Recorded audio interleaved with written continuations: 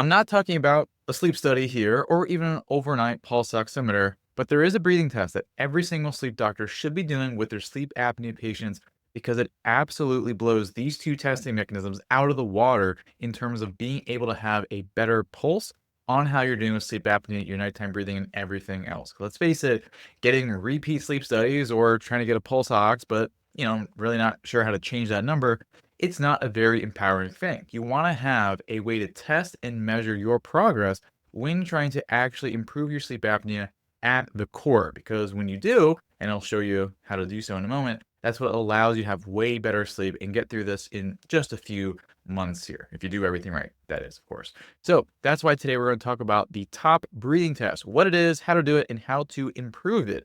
And of course, just like every single thing I say is for educational purposes only. That's what I tell my wife as well.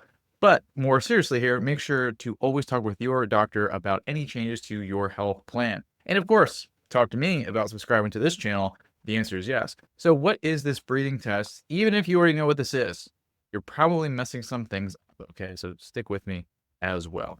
So in terms of the why and the what, and then we'll go over this test, and we're actually going to do this test together. So if you're driving a big piece of machinery for some godforsaken reason while watching this, it's okay to drive a forklift. Just I'm not sure why you would be forklifting and watching me.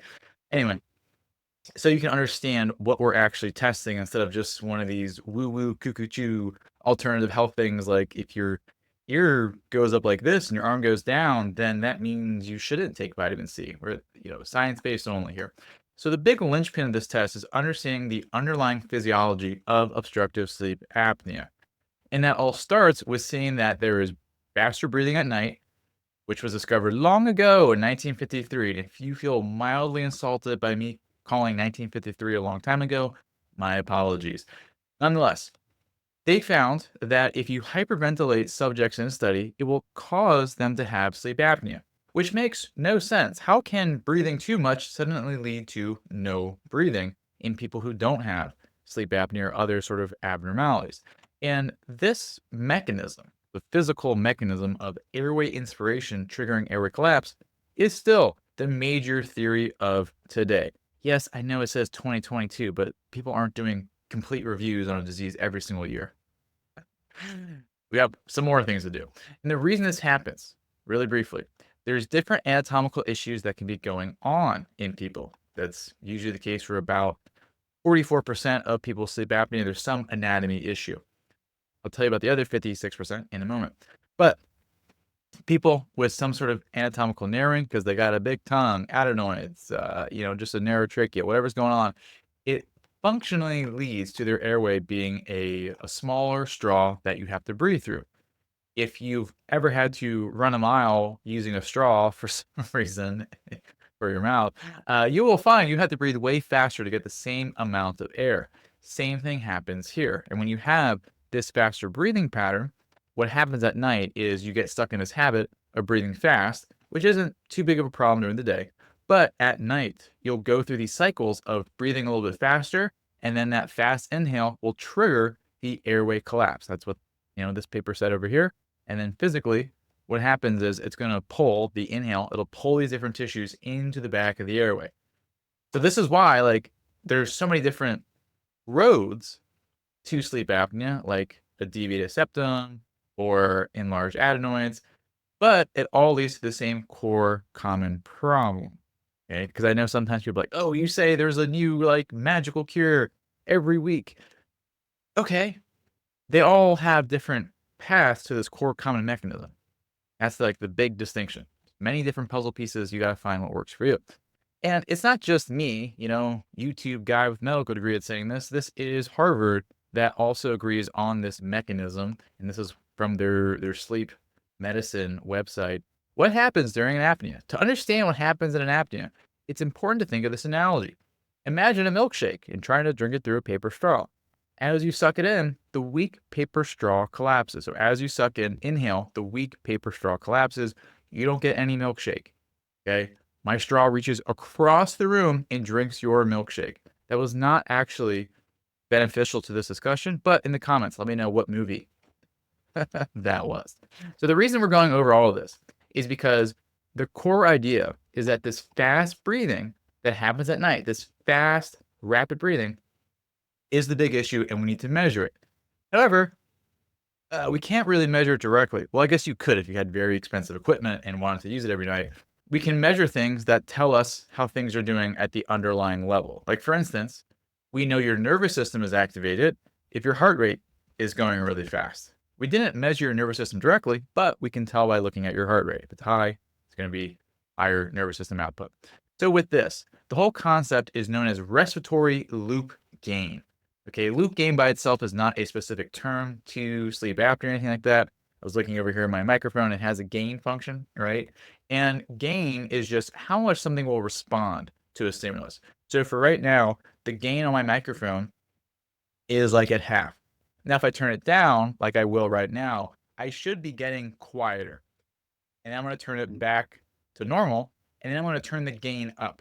And I might get a little loud. I'm sorry if I do, but it was to illustrate a point. I hope you didn't have your ear pods at like full blast or something.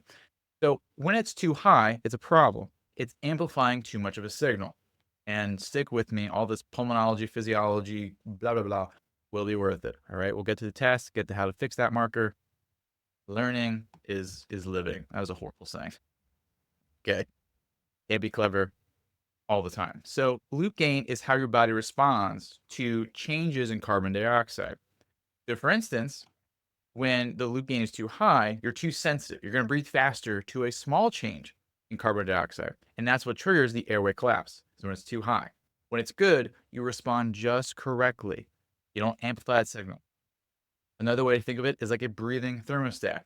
So for instance, you have a high loop gain thermostat. It's going to kick on when you go from like 71 to 71.1, and it's going to overshoot and cause you to use more electricity than not. If you have a good loop gain that's not too sensitive on your thermostat, it will kick in a little bit later, like 72, and then bring it down. It'll be a little bit slower, but actually more efficient that way.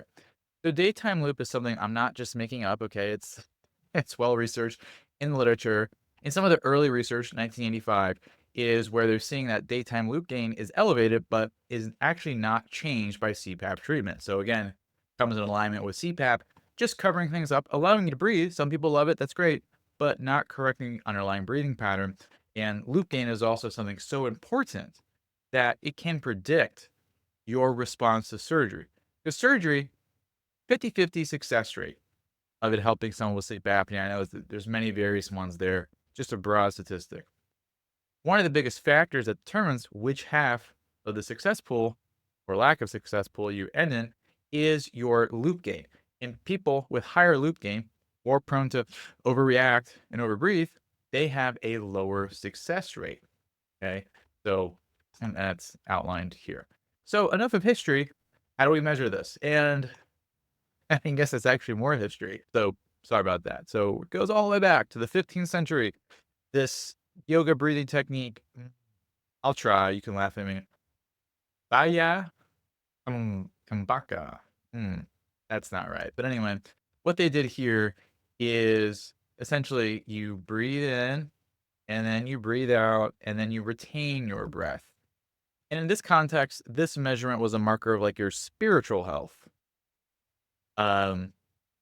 There were some more yoga things I could have read, but I decided to move on from that. But just know it's something that's been used to gauge some level of health. Maybe not physical health per se as we recognize it and look at it, but different aspects of holistically. And then fast forward to 1950, we have Dr. Buteyko. Always get it wrong, but what I will get right is he was born in Ukraine. Yeah, I think in a previous video I did say Russia. My apologies. I did have to look up my history. But he was someone who really looked at breathing patterns and how it relates to many different illnesses and disease. And what he called this component of breathing is the controlled pause. And then as time goes on in the research, they call this the basal breath hold test, where after you exhale, you pause. 1995 there. And in the 2000s with Patrick McGowan's,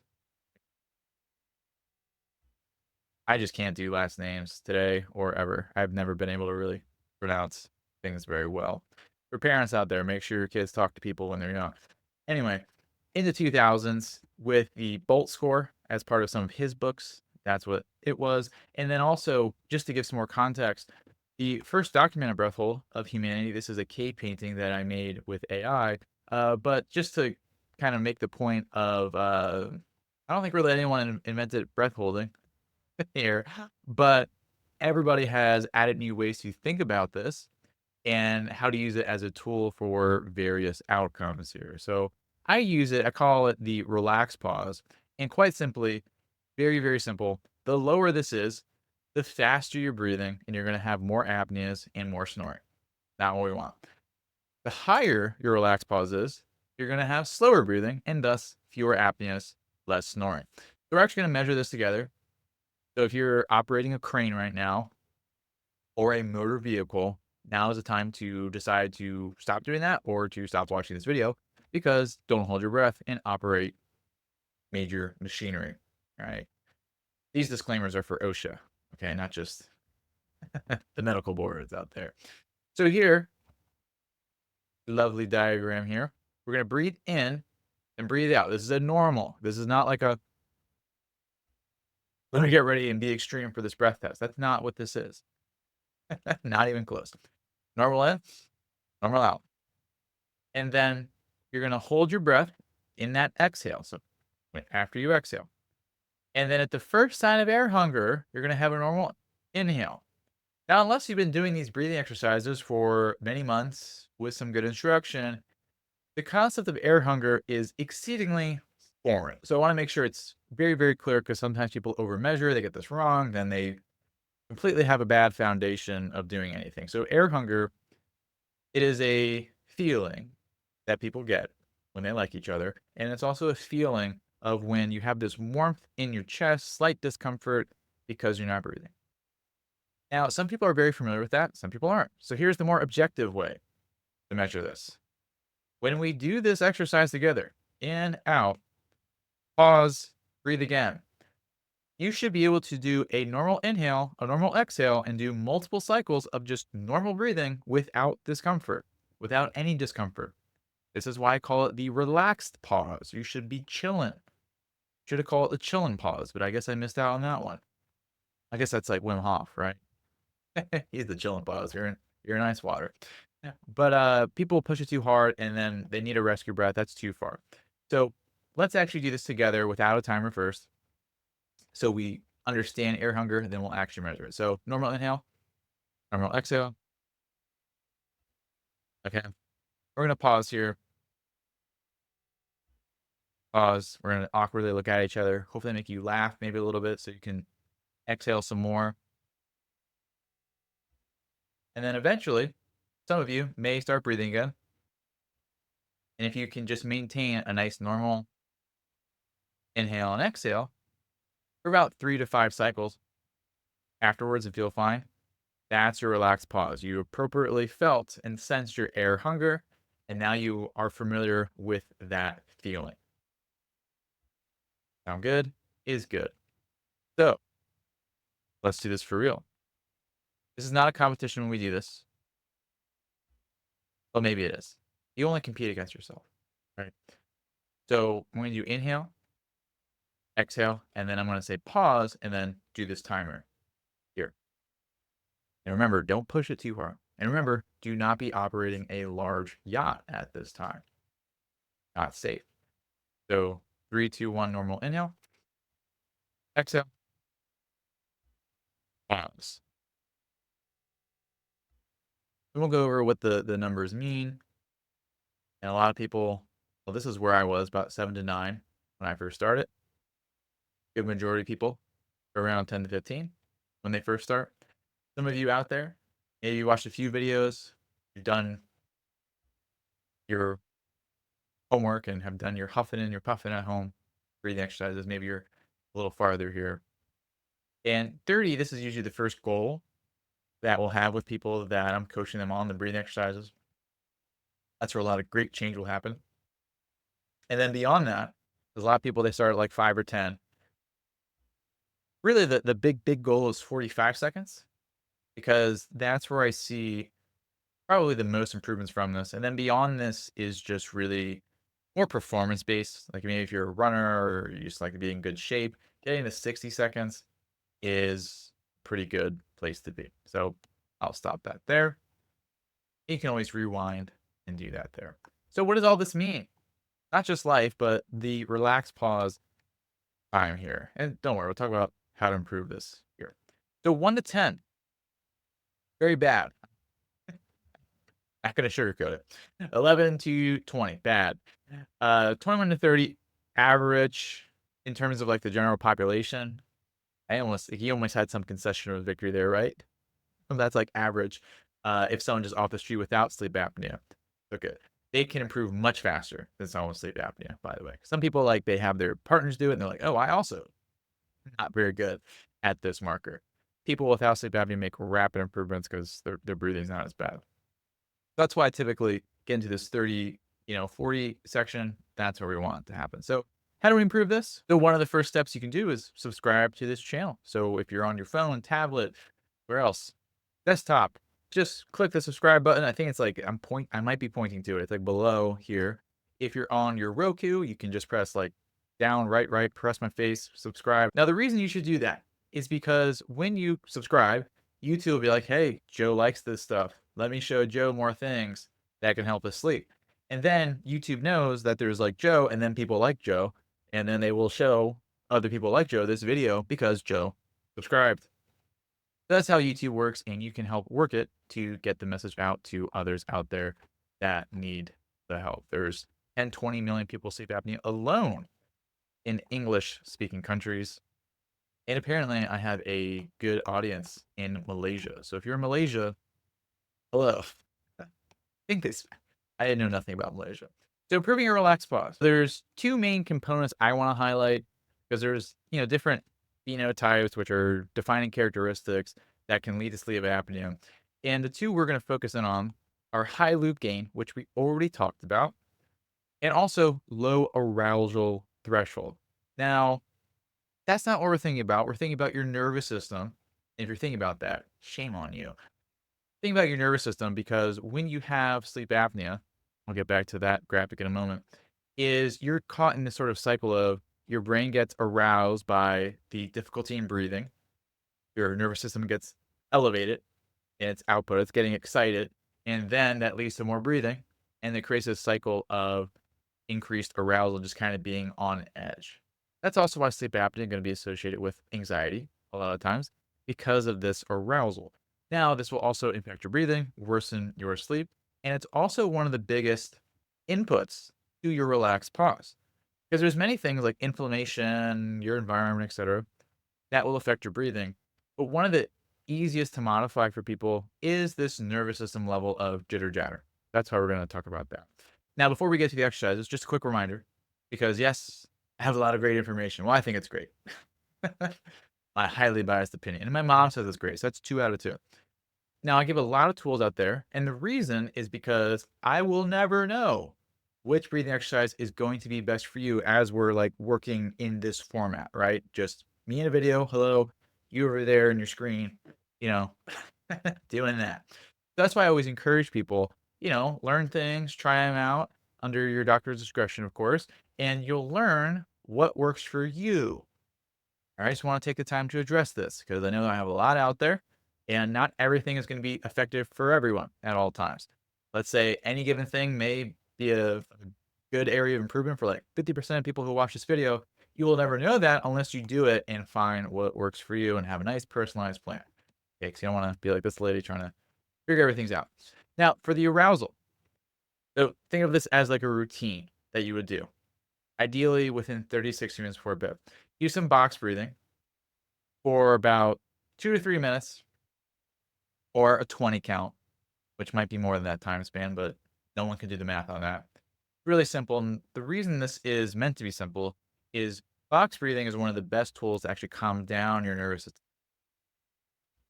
while starting to warm up the breathing, if you will, because it's not really difficult, but it does start to get you into a rhythm of where you're breathing slower. So what it is, breathe in for 4, hold for 4 count, 4, 3, 2, 1, breathe out for 4, and then hold for 4. Do that 3 minutes, 20 times, whatever is the best way for you to track, that's what you're going to do, because this will start to break this circuit down, which is what we want. which will allow the next exercise to have an even bigger hold on your brain there. So you get calm. Then we want to work on loop gain here. So this is something some people may be familiar with. Just another one for you to try out. I know I say different exercises very frequently, like 5 in, 15 out. There is no one best exercise. There is no, the exercise. There's always a way, and then there's always your way. I should put that on like a bumper sticker or a t-shirt. Trademark pending. All right. None of you take that. So 4, 7, 8. You're going to breathe in for 4, hold for 7, 7, 6, 1, and then breathe out for 8. All through your nose if possible. If not, in through your nose, out through pursed lips, like that. And if you do this, this will start to help reset your breathing. And again, to find how the wiggle room works for you, you can always increase the timing of the hold, increase the timing of the exhale there. There'll be different effects of doing that, but just for sakes, like you doing it by yourself, that's what you can play with to see, is there a bigger effect for you there.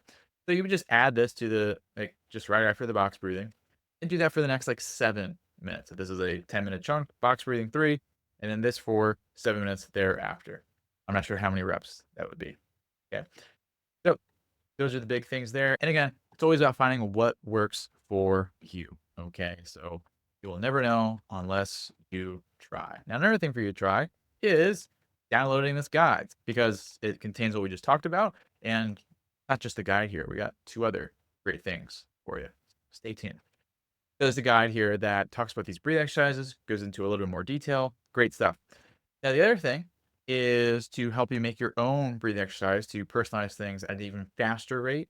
We have our sleep apnea reset protocol workshop, walks you through a series of tests so that you can create a good breathing protocol by yourself using a little bit of my guidance around those key pieces. You can go from fast, collapsy breathing to slow, happy, open breathing. All right. That is available. I'll put the button for you on screen. Hopefully, I remember that. And before we get to the third fun thing you can have, to find either of these, you can go to the description box, right? So click the title of this if you're on your phone, because it's not really intuitive anymore. This description box will appear, and I could not have picked a worse graphic, and anyway, moving on from that. And for the sleep apnea reset protocol, you just got buttons all over the place. Pretty easy to find. At least I hope it is. Now, for URLs, and then before we get to the third thing, you can go to ochnow.com/pause. This is about the relaxed pause and how to measure it and breathing exercises there. Or ochnow.com/reset for the reset protocol workshop. You got your phone because you're watching some TV, or your iPad, or maybe you got 2 phones. I don't know. You can take it, QR code scan over there, boop, boop, boop, boop, and it'll take you away to the right place. Okay. And of course, please make sure to subscribe for yourself. All right. And the third thing, I almost forgot about it. If you want to work directly with us to help you with your breathing and all the different things that are possible, okay, like related to your breathing and your sleep, not like everything possible. The things I talk about. You can go to ochnow.com/next to learn what it looks like to work with us, or scan that QR code. Thank you for watching. Dylan Peckus here, signing off, and have a wonderful rest of your day.